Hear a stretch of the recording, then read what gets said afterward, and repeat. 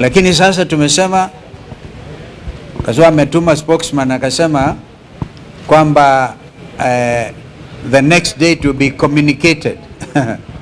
Itakuwa communicated. Na sisi tukasema hiyo date i-communicatiwe leo ama kesho, isipokuwa communicated. Na hata kama kuna communication, tumeamua kwamba Ijumaa wiki hii tutarudi hapa. Therefore, if he wants to communicate the date of the next meeting, it should be before Friday. Ikifanyika before Friday, tutakuja hapa.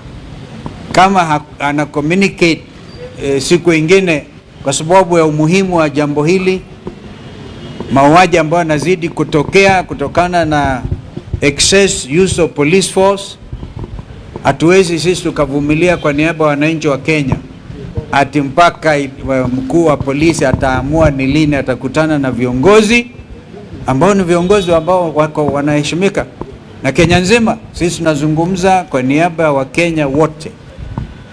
Kwa hivyo hiyo ndio ambayo tumeamua, na tunarudi hapa Friday.